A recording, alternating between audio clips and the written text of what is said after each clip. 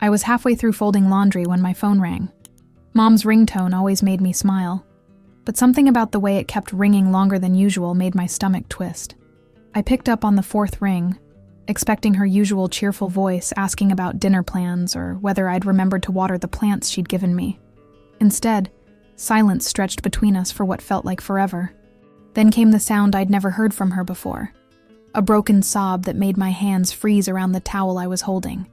"Sarah," she whispered, and I could hear her struggling to breathe.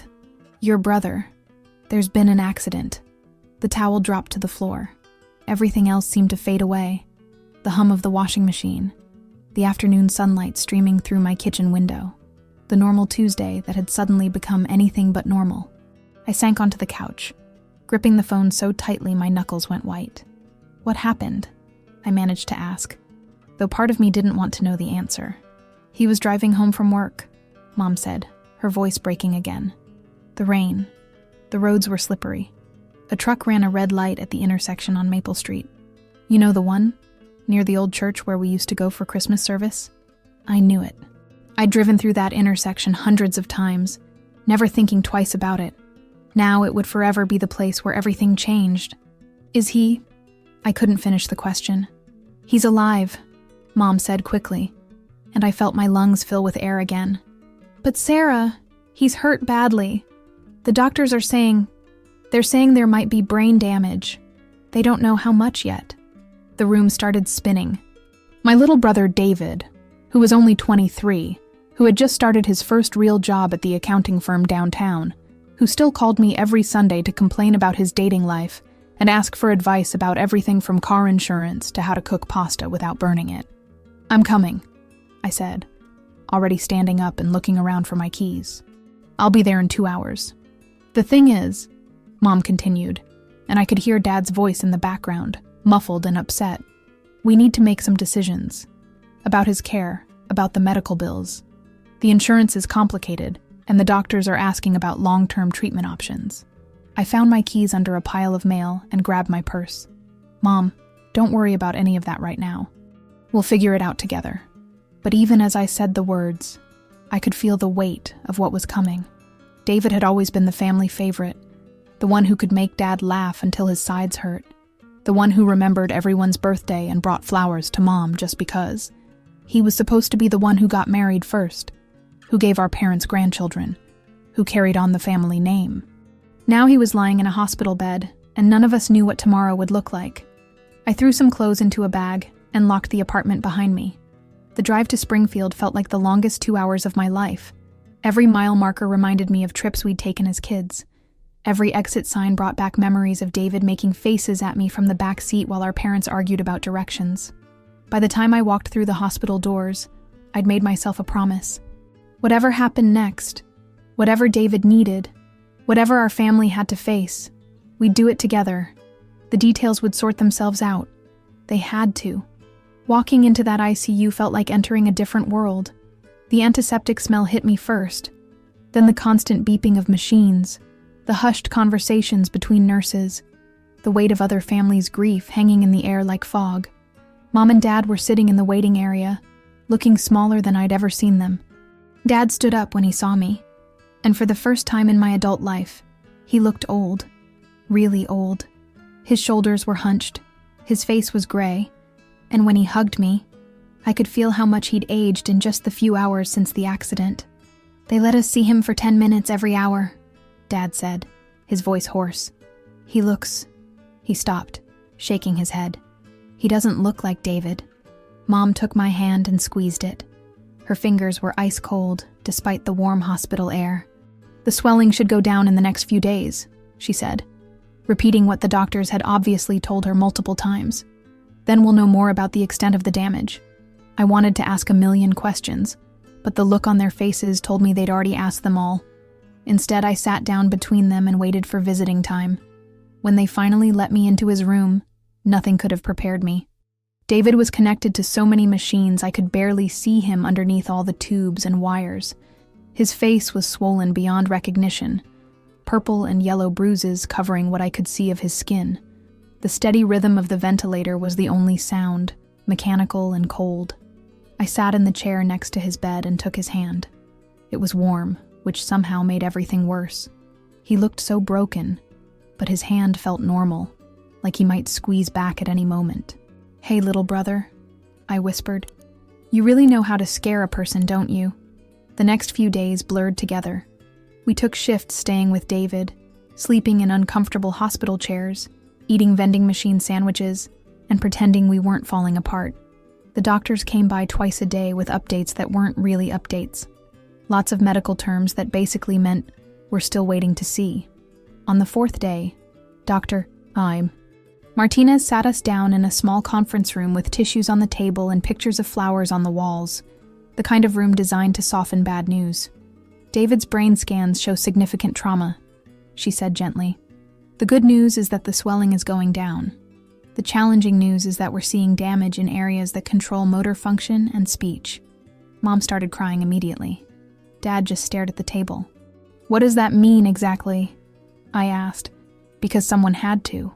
"We won't know the full extent until he wakes up," Dr. Martinez continued. "But you should prepare for the possibility that David may need extensive rehabilitation. He might not walk normally again. His speech could be affected. There may be cognitive changes." The words hit like physical blows. This was David, who played basketball every weekend, who could talk his way out of any situation, who had memorized every movie quote from our childhood and could recite them perfectly. "What about work?" Dad asked suddenly. "His insurance through the company?" Dr. Martinez's expression grew more serious. "That's something you'll need to discuss with a social worker. Long-term care can be expensive, and insurance coverage varies significantly." After she left, we sat in that room for a long time without talking. Finally, Dad spoke up. "I've been thinking about selling the house," he said quietly. "It's paid off, and if David needs specialized care..." "Dad, no," I said immediately. "That house is everything to you and Mom. David is everything to us." Mom corrected me, wiping her eyes. "The house is just a building." But I could see what this was costing them. Dad had worked construction for 35 years to pay off that mortgage. Mom had spent decades making that house into a home, growing her garden, painting and repainting rooms, hosting every holiday and birthday party our family had ever celebrated. Now they were talking about giving it all up for medical bills and rehabilitation costs that we couldn't even calculate yet. That night, I called my boss and asked for extended leave. Then I started researching everything I could about brain injuries, insurance coverage, and long-term care options. If my family was going to face this, we were going to face it armed with information. 2 weeks after the accident, David woke up. Not all at once, not like in the movies where someone opens their eyes and asks what happened. It was gradual, first just responding to voices, then trying to focus his eyes, then attempting to move his fingers when we asked him to. The first time he really looked at me and seemed to recognize who I was, I cried harder than I had since the whole thing started, but the relief was mixed with a new kind of heartbreak. This wasn't the David we knew. His speech was slurred and slow. He couldn't move his left side at all, and simple questions seemed to confuse him. "Where am I?" he asked on his third day of consciousness, the words coming out thick and uncertain. "You're in the hospital, sweetie," Mom said, stroking his hair. "You were in an accident, but you're getting better." David stared at the ceiling for a long time. "I don't remember." The doctor said this was normal, that his memory might come back gradually or might not come back at all. They talked about occupational therapy, physical therapy, speech therapy. They used words like adjustment and new normal and managing expectations. What they didn't prepare us for was how the stress would start eating our family alive from the inside. It started with small things. Dad snapping at Mom when she forgot to bring his coffee to the hospital. Mom getting irritated when I rearranged the magazines in the waiting room. Me losing patience when they asked the same questions about insurance coverage that I'd already answered 3 times. Then came the bigger disagreements. Dad wanted to bring David home as soon as possible and hire private nurses. Mom thought he needed to stay in a rehabilitation facility where he could get professional care around the clock. I thought we should wait and see what the doctors recommended before making any major decisions. He needs to be with family, Dad insisted during one particularly heated discussion in the hospital cafeteria. Not stuck in some institution with strangers. "It's not an institution, Robert," Mom shot back. It's a medical facility with trained professionals who know how to help people like David. People like David, Dad repeated, his voice getting louder. He's not people like David. He's our son. Other families in the cafeteria were starting to stare, but none of us seemed to care anymore. We'd been living on hospital coffee and stress for 2 weeks, taking turns sleeping in chairs, arguing about everything from parking spaces to what to tell David's friends who kept calling for updates. Maybe Sarah should move back home for a while, Mom suggested suddenly. She could help with David's care, and we could all figure this out together. I nearly choked on my coffee. Move back to Springfield? Give up my job, my apartment, my entire life in Chicago? Mom, I can't just abandon everything I've built. But you could abandon everything we've built? Dad asked, and the hurt in his voice cut deep. That's not what I said. It's what you meant. The silence that followed was thick and uncomfortable. Around us, normal families were having normal conversations about normal things. I envied every single one of them. Look, I said finally, I'll take as much time off as I can. I'll help however I can. But I can't just uproot my entire life and move back home permanently. Mom's face crumpled. So David gets his life completely upended. But you can't make any sacrifices. That's not fair, I said. But even as the words came out, I wondered if she was right. Was I being selfish? Was I putting my own comfort ahead of my family's needs? The truth was, I was scared. Scared of giving up the independence I'd fought so hard for. Scared of moving back to the small town I'd worked so hard to escape. Scared of becoming the daughter who never got to have her own life because she was too busy taking care of everyone else's. But I was also scared of losing my family. Of letting them down when they needed me most. Of David never getting the care he deserved, because we were too busy fighting about logistics to focus on what really mattered. That night, I called my friend Jennifer back in Chicago. I don't know what to do, I told her. I feel like no matter what I choose, I'm going to let someone down. Maybe that's not the right question, she said. Maybe the question isn't who you're going to let down. Maybe it's who you're going to show up for. After I hung up, I sat in the hospital parking lot for an hour, watching other families come and go, all of them carrying their own invisible burdens. I thought about David, still confused and scared in his hospital bed. I thought about my parents, who had never asked me for anything but were now drowning in circumstances beyond their control. And I thought about the person I wanted to be when this was all over, the person I could live with being. The next morning, I found myself sitting across from my boss, Karen, in her downtown Chicago office.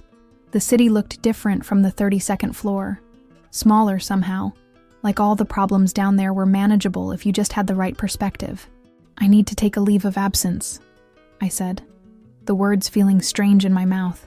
My family needs me. Karen leaned back in her chair, studying my face. We'd worked together for 3 years, and she knew me well enough to see that this wasn't a decision I'd made lightly. How long are we talking about? I don't know, I admitted. Maybe 6 months, maybe longer. She was quiet for a moment, tapping her pen against her desk.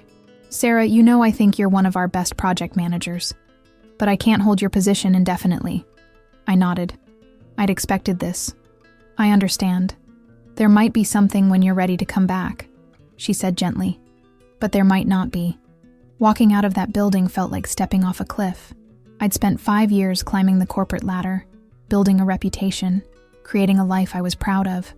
Now I was walking away from all of it for something that might not even work out. The drive back to Springfield gave me 4 hours to second-guess myself. What if David didn't want me around all the time? What if my parents and I drove each other crazy living under the same roof again? What if I was giving up everything for nothing? But when I walked into David's hospital room that afternoon and saw him struggling to hold a cup of water with his right hand, his left arm lying useless at his side, all my doubts disappeared. Hey, he said when he saw me, and even that simple word took effort. You came back. I'm not going anywhere, I told him and meant it. The conversation with my parents that evening was easier than I'd expected. They were sitting in the hospital waiting room, looking exhausted, but trying to stay positive for David's sake. I quit my job, I said, sitting down between them. Mom's eyes filled with tears immediately. Sarah, you didn't have to. Yes, I did, I interrupted. This is my family. David is my brother. I should have made this decision 2 weeks ago. Dad reached over and squeezed my shoulder. What about your apartment? Your life in Chicago? I'll figure it out, I said. I can sublet the apartment for now. Most of my stuff can stay there until we know what David's going to need long term. Over the next few days, we started making plans. Real plans, not just the desperate scrambling we'd been doing since the accident. David would be transferred to a rehabilitation facility in Springfield in 2 weeks. After that, we'd reassess based on his progress. I spent a weekend in Chicago packing up clothes and personal items, arranging to sublet my apartment to a friend of a friend, and saying goodbye to the life I was putting on hold. It felt surreal, like I was watching someone else make these decisions. Jennifer helped me load boxes into my car. Are you sure about this? She asked for the 3rd time. No, I said honestly. But being sure isn't the point anymore. The hardest part was telling my neighbors, my gym buddies, the people who had become part of my daily routine. They all said the same things. How admirable it was. How David was lucky to have me. How they hoped everything worked out. But I could see the relief in their eyes that it wasn't happening to them. Moving back into my childhood bedroom felt like traveling backward in time. The walls were still painted the pale yellow Mom had chosen when I was 16. My old desk sat under the window where I'd done homework and written college application essays. The closet still held clothes from high school that I'd never bothered to take with me. But David's room across the hall was being transformed. Dad had already started installing grab bars in the bathroom. Mom had researched hospital beds and wheelchair ramps. They were preparing for a version of David that none of us had met yet. The night before David was transferred to the rehabilitation center, I sat with him in his hospital room. He was more alert now, more like himself, but still so fragile. I'm scared, he said suddenly, his words clearer than they'd been all week. Me too, I admitted. What if I don't get better? What if this is as good as it gets? I took his hand. Then we'll figure out how to make this version of your life a good one too. He was quiet for a long time. Finally, he said, "Thank you for coming home. Thank you for giving me a reason to." The rehabilitation center smelled like disinfectant and hope. It was a strange combination, but after 3 weeks there, I'd gotten used to it. David had his own room with a window facing the courtyard, where other patients practiced walking with walkers or worked on their speech with therapists. Every day brought small victories and major frustrations. David could now feed himself with his right hand, though it took him twice as long as it used to. His speech was getting clearer, but he still struggled to find words that used to come easily. The left side of his body remained mostly unresponsive, despite hours of physical therapy. The brain is remarkably adaptable, his physical therapist Marcus told us during one of our weekly family meetings. But recovery isn't always linear. Some days will be better than others. Mom had started a notebook where she recorded David's progress, held fork for entire meal without dropping it, remembered Jenny's name from high school, walked 10 feet with walker. Small things that would have seemed insignificant a month ago now felt like miracles. I'd fallen into a routine too. Mornings at the rehab center, afternoons job hunting online, evenings helping Mom and Dad figure out insurance paperwork and medical bills. The stack of papers on the kitchen table grew taller every day. Bills from the hospital, forms from the insurance company, applications for disability benefits that might or might not get approved. Dad had started talking about going back to work. His construction company had been understanding, but they couldn't hold his position forever. The problem was, someone needed to be available for David's appointments, to make decisions about his care, to be there when he had bad days and needed family around. "I can handle it," Mom insisted, but we all knew she was overwhelmed. She'd been taking care of everyone else her whole life, and now she looked tired in a way that sleep couldn't fix. "What if I got a job here in Springfield?" I suggested one evening over dinner. "Something flexible, so I could still help with David." Dad looked up from his meatloaf. "Sarah, you had a career in Chicago. Real opportunities. I'll have opportunities here too," I said, though I wasn't entirely sure that was true. Different ones. The next day, I had an interview at a small marketing firm downtown. The office was in a converted Victorian house with creaky floors and windows that didn't quite shut properly. It was nothing like the sleek corporate environment I'd left behind, but the people were friendly, and the work seemed interesting. We can't offer what you were probably making in Chicago, the owner, Beth, said apologetically. But we're growing, and we could use someone with your experience. It's not about the money, I said, and realized I meant it. 2 weeks later, I started my new job. It was strange driving to work in the town where I'd grown up, seeing familiar faces at the coffee shop, running into my high school teachers at the grocery store. People knew about David's accident, of course. Everyone asked how he was doing, how the family was holding up. Some days I loved the sense of community, the way people genuinely cared about each other. Other days I felt suffocated by the way everyone knew everyone else's business. I missed the anonymity of the city, the way I could disappear into a crowd when I needed space. David was making progress, but it was slow and uneven. One day he'd walk 20 feet with his walker. The next day he'd be too exhausted to get out of bed. His personality was starting to come back. Flashes of his old sense of humor, his stubborn streak, his tendency to charm the nurses into letting him stay up late watching TV. But there were new things too. He got frustrated more easily than before. Loud noises bothered him. He had trouble following conversations when more than 2 people were talking. The doctors said these changes might be permanent, or they might improve with time. Nobody knew for sure. I used to be good at things, he told me one afternoon, during a particularly difficult physical therapy session. I used to be able to figure stuff out. You're still good at things, I said. Different things than before, maybe, but you're still you. Am I? He asked, and I didn't have a good answer. The truth was, we were all becoming different versions of ourselves. Mom was more anxious, but also more determined. Dad was quieter, but more present. I was less ambitious about my career, but more focused on what really mattered. And David was still David, but also someone new. Someone who had to work harder for things that used to be easy. Who saw the world from a different perspective now. Who understood things about resilience and patience that the rest of us were still learning. 3 months after the accident, David was discharged from the rehabilitation center. He could walk short distances with a cane, feed himself, and carry on conversations without too much difficulty. He would continue with outpatient therapy, and might regain more function over time. What now? He asked, as we drove him home for the first time since the accident. Now we keep going, Mom said from the front seat. One day at a time. I looked at David in the rearview mirror. He was staring out the window at the familiar streets of our neighborhood, and I wondered what he was thinking. Whether he was glad to be coming home, or scared of what home would be like now. Hey David, I said. Want to stop for ice cream on the way? He smiled, the first real smile I'd seen from him in months. Yeah, he said. I'd like that. 6 months after the accident, our house had settled into a new rhythm. David's bedroom was on the first floor now, in what used to be Dad's home office. The bathroom had grab bars and a shower seat. A wheelchair ramp led up to the front porch, though David refused to use the wheelchair except when he was really tired. I'm not ready to be a wheelchair person yet, he'd say, gripping his cane with stubborn determination. Some days were good.